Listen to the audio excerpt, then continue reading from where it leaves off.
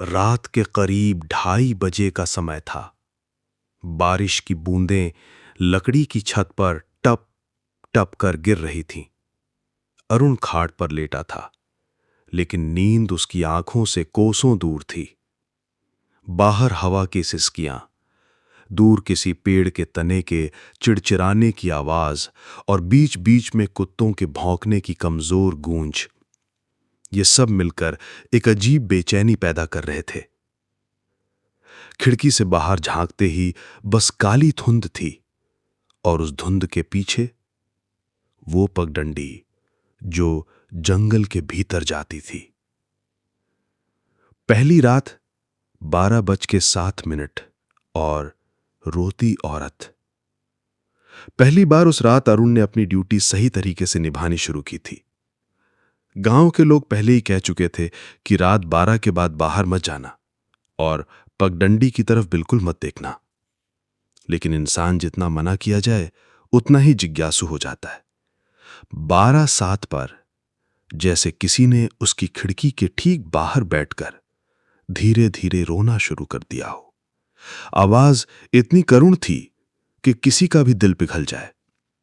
अरुण ने खिड़की से झांका। पगडंडी के किनारे एक औरत लंबा काला घूंघट डाले धीरे धीरे आगे पीछे झूल रही थी। कौन? उसने धीरे से आवाज दी। औरत का झूलना बंद हुआ। धीरे धीरे उसने सिर उठाया और घूंघट के भीतर से सिर्फ गाढ़ा काला धुआं बाहर निकला, मानो उसके चेहरे की जगह कोई खाली अंधेरी खाई हो। अरुण ने खिड़की जोर से बंद कर दी और पूरे शरीर में ठंडक उतर आई। सुबह उसने देखा कि दीवार पर लाल खून से लिखा था, एक रात गुजर गई, अब 3 बाकी हैं। दूसरी रात आसमान पर काले बादल छाए हुए थे और बिजली चमक रही थी। 12:07 होते ही पगडंडी से एक लंबा सा साया उभरने लगा। जैसे जैसे वो पास आता गया, अरुण को दिखा उसका धड़ तो था पर सिर नहीं। दाहिने हाथ में पुरानी पीतल की लालटेन, बाएं में भारी लोहे की चेन जिसे वो घसीटता जा रहा था।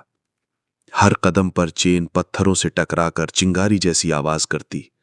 उसके कपड़े पुराने ब्रिटिश गार्ड की वर्दी जैसे थे, फटे चिथड़े, और बरसात का पानी उसके कंधों से बहता हुआ जमीन पर गिर रहा था।